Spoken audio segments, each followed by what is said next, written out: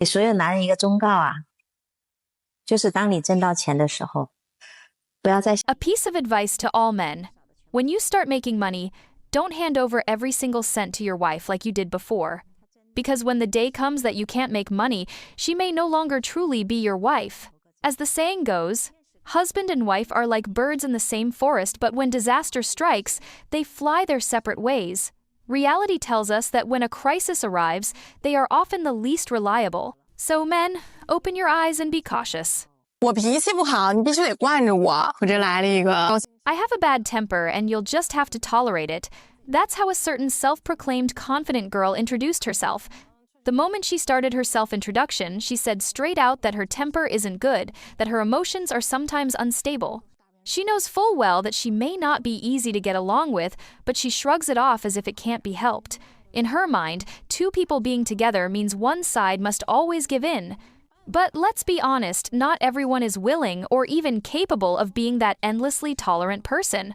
老班车结婚话茬终于是迎来了高峰期，就连干工地的大哥也成了他们的眼。 Men who work the early shifts are getting married, and women chasing after painters have finally reached their peak frenzy. Even the construction site worker, the big brother who toiled and saved his money, has now become their so-called fat meat in their eyes. Why did these women, once admired when young and pretty, fall to this point? Because in their youthful beauty, consumerism was rampant. They indulged in spendthrift ways while countless bootlicking dogs shielded and supported them. Now, as they've aged, their online loans and credit cards are maxed out, and even the dogs have awakened. When a man offers them a rose on Valentine's Day, they scorn him as a broke ghost. But if he spends 200 yuan to treat his brothers to a meal, they respect him and even call him Godfather. Men without money won't marry, and those who have money, why on earth would they choose an aging old pigeon? So now, makeup has become their weapon, and marriage their strategy. Who they marry is irrelevant. They think their romantic luck is booming this year, but really they ought to look in the mirror and ask themselves, what exactly does the other person like about you? 其实女人都喜欢看男人为自己去付出。 In truth, all women like to see a man making genuine efforts for them. But a gold digger woman treats you like a faucet she can turn on at will, she calls. You come, and once she's used you up, she discards you.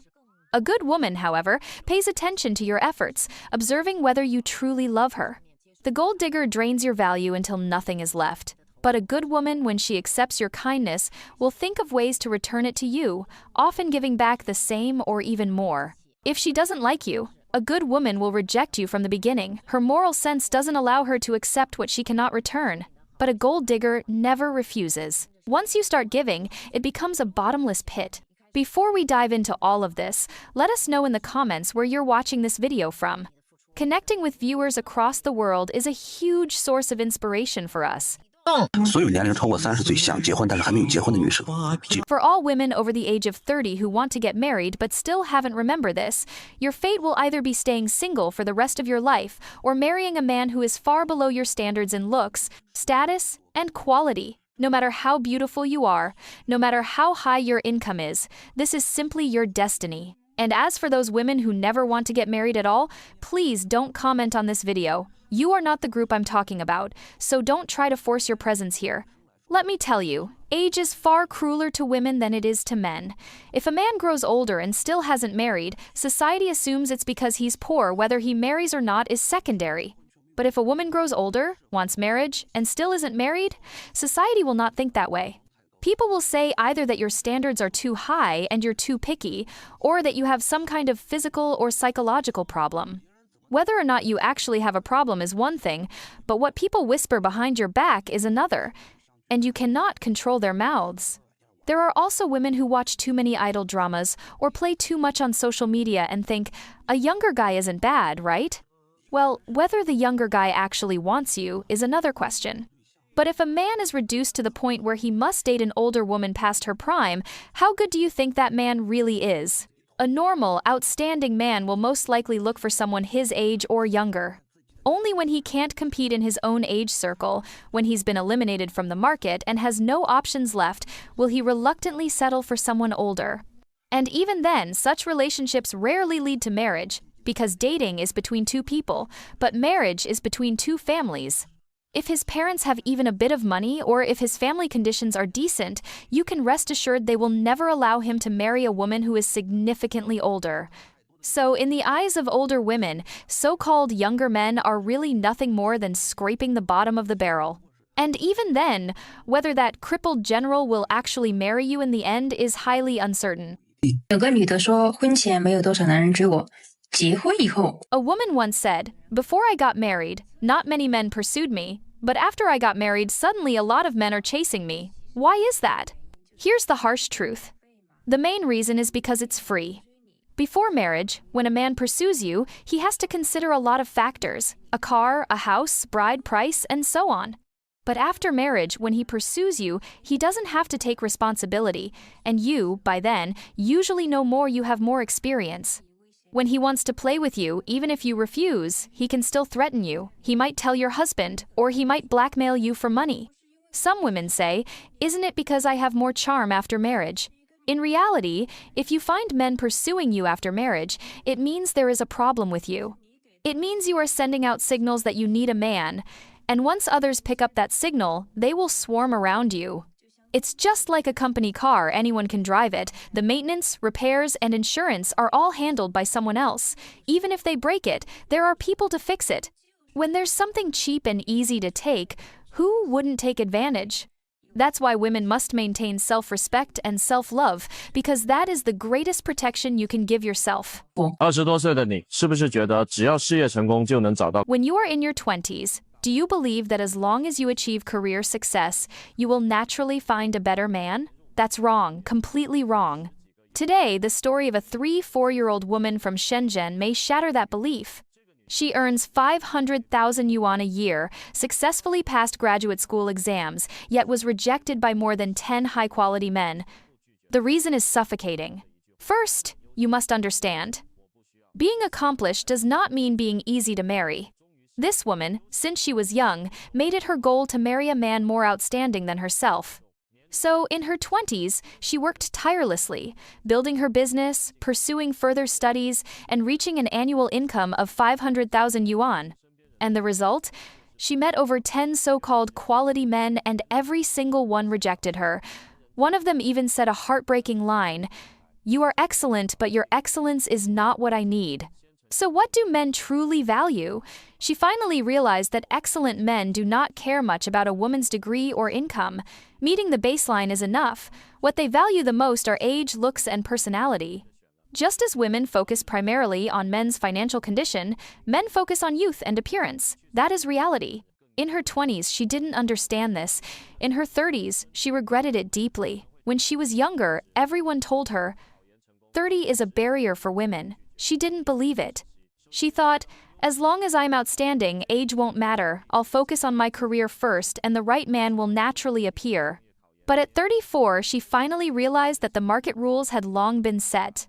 The traditional Chinese wisdom of marry first, then build your career wasn't urging women to just marry anyone. It was because the 20s are the golden age of mate selection, when you have the most choices.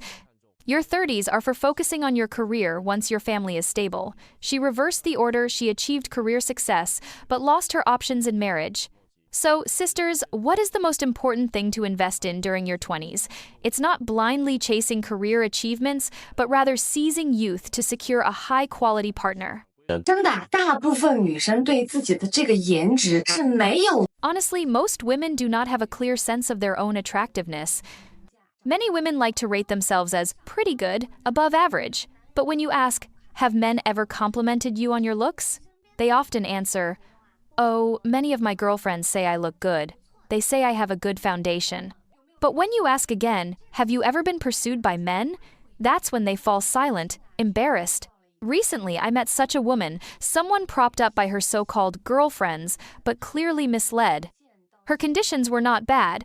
Born in 1996, from Suzhou, an only child, with a house and car in her name, 165 centimeters tall, 130 pounds. Her requirement was to find someone with similar conditions. She is also obsessed with looks, preferring clean and fresh types. She told me that her family had introduced her to some men. Those willing to continue getting to know her all looked greasy and she couldn't accept them. As for those with better appearances, after meeting her once, they never contacted her again. I told her very directly, "Sister, if you want to attract high-looking men, you need to do two things starting now. First, you must lose weight. Second, you must learn how to do makeup." She replied, "I did think about losing weight, but my girlfriends told me men like girls who are a little chubby, with some meat on them." I asked her, "How much do your girlfriends weigh?" She said, "Less than 100 pounds. At that moment, I almost burst out laughing. I told her, "And you actually believe that nonsense? When men say they like a little chubby, it means curves slim where it should be slim, full where it should be full, not simply overweight." I asked her again, "Are your girlfriend's conditions as good as yours?" She said, "No, not as good." I asked, "Do they get pursued?" She said, "Yes." I told her, "Then isn't it obvious already? Men clearly prefer slim women. If your overall conditions are decent, but the men you like don't want you, while the men who want you are not the ones you want most likely, it's your looks dragging you down. Stop believing in the self-ratings given by people around you, because no one wants to hurt your feelings. They won't tell you the truth. But if you don't know where your looks really stand, how can you walk the road of finding a partner more smoothly? You can even send me a photo. I'm not afraid of offending people. I won't beat around the bush. My words will pierce straight to the point. Because once you gain self-awareness, your path to finding a partner will become much smoother.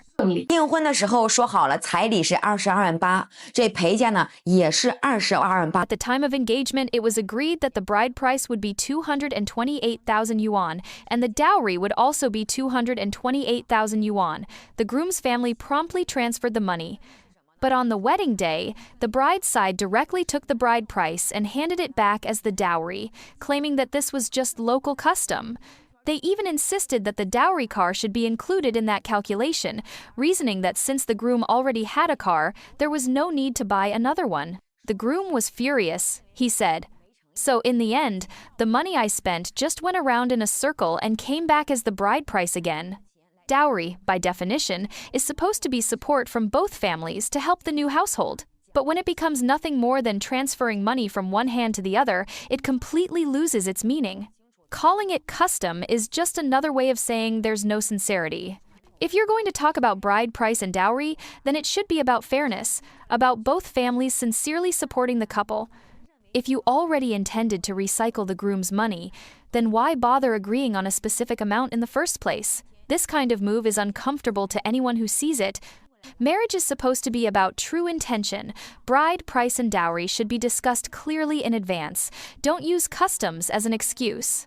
If we really want to respect tradition, we should be practical and plan for the young couple's future, instead of letting money go in circles and hurting feelings. So, what do you all think? Did the bride's family cross the line here? If you're still watching, comment 1 so I know you're still with me. 38岁大龄剩女自带男友测试表相亲，仅持 A 8-year-old single woman brought her own boyfriend evaluation test sheet to a blind date. Just knowing that the man was about 1.70 meters tall already scored him only 1.5 points. Yes, height 170 centimeters was worth just 1.5 points. In this self-made chart, having a house, a car, good looks, and money were considered the bare minimum. An annual income of 500,000 yuan was just enough to barely pass. And even more extreme, under a 10-point system, every 1 million yuan in existing assets was only worth 2 points. That meant to just pass this category, the man needed at least 3 million yuan in assets. Even more outrageous, only if the man could pass all 11 of her requirements would he even qualify to meet her. That was just the foundation passing meant you could meet, nothing more. When asked why she was so strict, she confidently declared, "Only a perfect domineering CEO type is worthy of me. If I were willing to marry just someone who barely passed, then how many men would I have to marry?"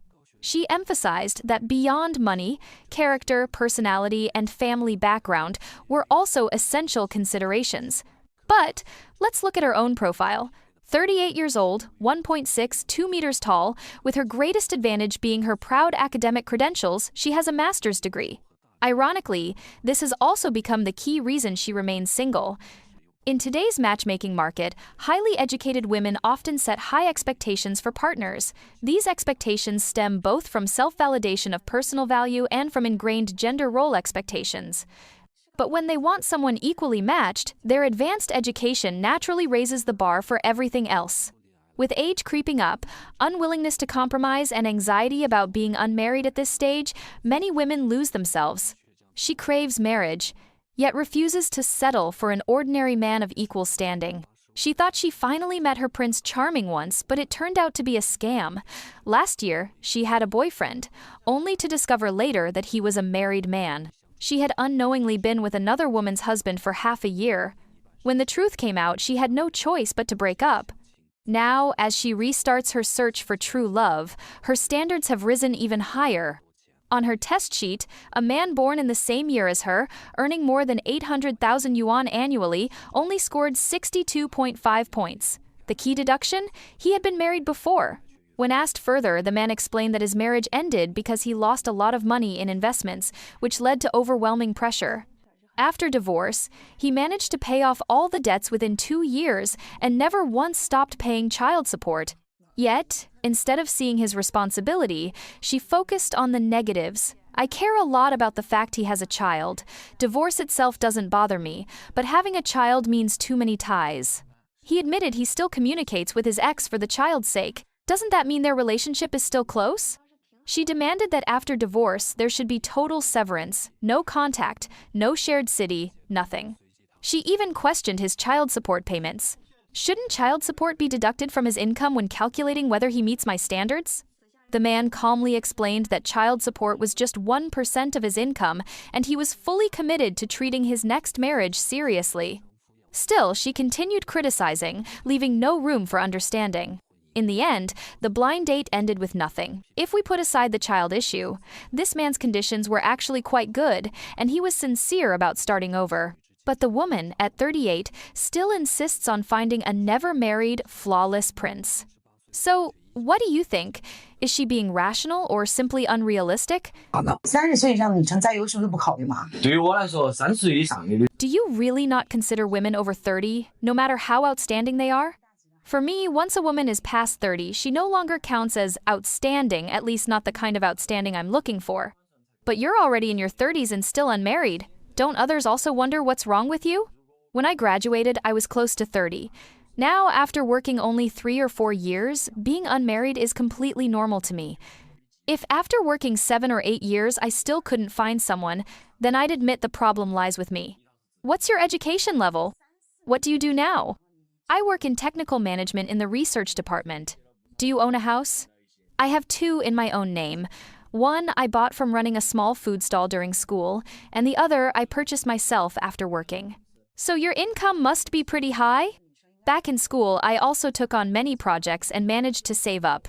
Even while studying, you could make money that means your parents don't have to worry about you much. What do they do? My father is a university professor. My mother runs her own business. With those conditions, plenty of women should like you. Why still turn to blind dates? Isn't that only for people who can't find anyone or who have bad conditions? Blind dating is simply another channel to meet people, nothing embarrassing. It's like tutoring. Students with weak grades take tutoring to improve weaknesses. Strong students also take tutoring to broaden their knowledge. Classroom teaching is never enough. You only find out what you need to improve by being exposed to more. Same with blind dating. Only by meeting more people can you figure out what you like and what suits you. So what kind of woman do you like? Someone younger by 5 to 10 years. As a 90 seconds born man, wanting a woman from the mid-90 seconds isn't unreasonable. A woman in her 20s doesn't need to have extremely high education. Just a bachelor's is fine. I don't require much beyond that. Why not? Because I've met many highly educated men and women, and they tend to fixate on education, I just want someone with normal intelligence. If you can get into college, your IQ is fine. It's just a different choice. Some work earlier, some keep studying. Intelligence is still within the normal range, so I can talk with them. Life isn't about doing research all the time, but younger women might not have high incomes. Marriage isn't about her earning a high salary. As long as she has a proper, stable job and can support herself, it's fine. What matters most is whether I like her. Honestly, given my current income, even if she stopped working after marriage, I'd feel no pressure. But there are many women your age, with education, jobs, and family background equal to yours. They like men like you. Don't you want to at least meet them? I agree with one thing. Outstanding people attract each other. But the definition of outstanding differs for everyone. What's your definition of outstanding? For someone with ordinary education, a highly educated person looks outstanding because they have something you don't. But if two highly educated people stand side by side, they may see each other as just average. A businessman making $1 million a year looks outstanding to a regular office worker. But among other businessmen, he's just another person. People are only drawn to what they themselves don't have. Only when the other person has what you lack do you see them as outstanding. So when someone says, she's highly educated, good job, wealthy family, it doesn't interest me. But if she's young, pretty, energetic, and makes my hormones race, that, to me, is true excellence. And that's why many women over 30 feel they're outstanding in every way, yet can't find a husband. It's not that they're bad, it's that their definition of outstanding doesn't match what men are looking for. So, in your mind, what makes a truly high-quality man or woman? Video. 我室友的床头永远挂着她亲手给2个男朋友洗的裤衩。我室友呢，她是一个护妹儿，长得又漂亮，然后家里也没有钱的，她会背着是那种小香氛的包啊，然后穿个miu miu啊。那刚开始呢，我就想说 At the head of my roommate's bed, there are always men's underwear hanging ones she personally washed for her 2 boyfriends. My roommate is one of those flashy girls. She's pretty, but her family has no money. Yet she carries little Chanel-style bags, wears Miu Miu clothes. When school first started, I thought we should go out to eat together. But she said, "Oh, I can't, I have a date with this senior." I thought, okay, this girl just got here and already landed a senior. Sure enough, within 2 weeks they were officially together. The confession scene was huge. My roommate stood downstairs at the guy's dorm with a massive heart made of candles, a bouquet in one hand and a game console in the other, confessing her love. Then one day after lunch, she came back to the dorm carrying a huge, messy bag wrapped up in plastic. Clearly it was a parcel. She put it down in the hallway, got out a basin, and started unpacking it. When she cut it open with scissors, I saw all men's black underwear. She calmly dumped them into the basin and started washing. I asked, "Hey, whose stuff is that?" She replied casually, "Oh, my boyfriend's." I was stunned. "Isn't your boyfriend in this school? Why are these packaged up like a delivery?" From then on, the hallway of our dorm was always decorated with all kinds of men's underwear. The worst part was that her bed was near the bathroom, so every time I went to shower, I felt like I was walking through a forest of men's crotches. One time, after dinner with a friend, we came back and saw a huge crowd gathered downstairs at the boys' dorm. We squeezed in to see, and right in the middle was my roommate with the senior. In her hand was a very familiar-looking parcel. The package had even torn open, revealing the edge of underwear poking out. At that moment, the senior roared, "Whose underwear are these, really?" My roommate burst into tears and admitted, "They're from my other boyfriend." Later, I found out she had actually had a boyfriend since high school, someone of equal social standing, handsome, from a wealthy family, but he stayed in our hometown for university. She didn't want to break up, so she played the role of a devoted good wife, telling him, "Save your underwear and send them to me, I'll wash them for you." So now she had 2 boyfriends at once, and after getting caught, you'd think she'd stop, right? Wrong. The very next day, she brought home another bag of underwear, unpacked it, and went to the balcony to wash them. One of our other roommates asked, "Oh, is this from your Shanghai boyfriend again?" She just blushed and said, "No, these are the seniors." From then on, she washed for both. To be fair, she said, the senior actually agreed. From then on, our dorm always had this faint stench of fishy dampness wafting around. But the most shocking part came later. During class one day, she suddenly sent a few photos in the group chat. I opened them without thinking, and what did I see? Both the senior and her hometown boyfriend wearing the underwear she had washed. I was stunned, immediately typed, "What are you trying to do? Who exactly are you trying to disgust here?" And what did she do? She sent a smirking emoji, then instantly recalled the photos. She had done it on purpose, just to show us. Honestly, she's insane. Dear viewers, the story we just saw is not only a humorous dialogue, but also a reflection of a serious reality in today's Chinese society. According to official statistics, in 2024, the number of marriages in China dropped to just 6.1 million couples, the lowest in 45 years. The fertility rate also fell below 1.0, ranking among the lowest in the world. This shows that many young people are chasing material things and unrealistic dreams, while forgetting the true core values of marriage and family. We need to recognize that today's China focus should not revolve only around luxury houses, fancy cars, or spending money, but also around connection, sharing, and responsibility within every household. By returning to traditional values, respect for elders, unity between husband and wife, and parents raising children with care, society can truly be sustainable. And this is exactly the message of China focus that we want to deliver to you. 2A. In marriage today, do you think money is more important, or are love and responsibility the deciding factors? Leave your comments below to join the debate. Don't forget to subscribe and turn on the notification bell so you won't miss our upcoming videos. Thank you for watching. See you in the next video.